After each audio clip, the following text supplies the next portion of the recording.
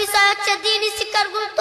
পবিত্র কোরআনে সূরা আজ-জুমার 9 নম্বর আয়াতে আল্লাহ তাআলা বলেন, কুল হাল ইয়াস্তাউিল্লাযীনা ইয়ালামুনা ওয়াল্লাযীনা লা ইয়ালামুন। অর্থাৎ হে নবী, তুমি বলে দাও, যারা জানে এবং যারা জানে না তারা দুজন সমান নয়, এবং তোমাদের মধ্যে যারা জ্ঞানী তারা আমার উপদেশ গ্রহণ করে।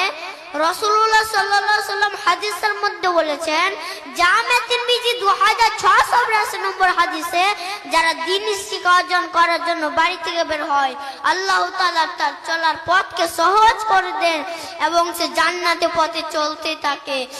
আর আল্লাহ তাআলা অসংখ্য ফেরেশতারা তার জন্য রাস্তা পাকা বিছিয়ে রাখে এবং অসংখ্য ফেরেশতারা তার জন্য দোয়া করে। অর্থাৎ আল কুরআন ও হাদিস থেকে প্রমাণিত হয় যে শিক্ষিত অশিক্ষিত কোনদিন সমান হতে পারে না। শিক্ষার অনেক মর্যাদা রয়েছে। ইংরেজিতে একটি প্রবাদ বাক্য রয়েছে, education is the most powerful weapon which you can use to change the world. শিক্ষা হলো এমন একটি শক্তিশালী অস্ত্র যা আপনি সারা বিশ্বকে পরিবর্তন করতে পারেন। তাহলে আমরা এখান থেকে বুঝতে পারলাম আরবি শিক্ষা, দ্বীনি শিক্ষা অনেক মর্যাদা রয়েছে।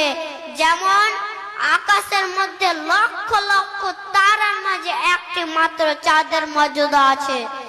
যারা দ্বীনি শিক্ষা অর্জন করে তাদের জন্য গর্তে পিপিলিকা এবং সমুদ্রের মাছ ও আল্লাহর কাছে রহমতের দোয়া করে ও মাগফিরাতের কামনা করে। এমনকি আসমানের নিচে জমিনের উপরে প্রত্যেকটি মাখলুকাত তার জন্য রহমতের দোয়া করে। তাহলে আমরা জানতে পারলাম পবিত্র কোরআন ও হাদিস থেকে যে শিক্ষার কত গুরুত্ব ও শিক্ষার কত মর্যাদা আছে। এখানে শিক্ষা বলতে দ্বীনি শিক্ষা কথা বলা হয়েছে। শিক্ষা হচ্ছে জাতির মেরুদণ্ড।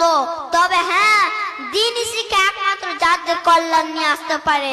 তাই তো আল্লাহ রাসূলুল্লাহ সাল্লাল্লাহু আলাইহি ওয়াসাল্লাম হাদিসের মধ্যে বলেছেন, তলাবুল ইলমি ফরিজাতুন আলা কুল্লি মুসলিমিন। অর্থাৎ যারা দ্বীনি শিক্ষা অর্জন করা পৃথিবীর প্রত্যেকটি মানুষের উপর ফরজ। যেমন ছোট বড় বয়স্ক নারী পুরুষ সকলের উপর ফরজ করা হয়েছে। নামাজ যেমন ফরজ, রোজা যেমন ফরজ, সেরকম দ্বীনি শিক্ষা অর্জন করা ফরজ। অবশেষে আমি আল্লাহর কাছে দোয়া করি, আল্লাহ যেন আমাদেরকে দ্বীনি শিক্ষা অর্জন করার তৌফিক দান করেন। আমিন। আসসালামু আলাইকুম ওয়া রাহমাতুল্লাহি ওয়া বারাকাতুহু।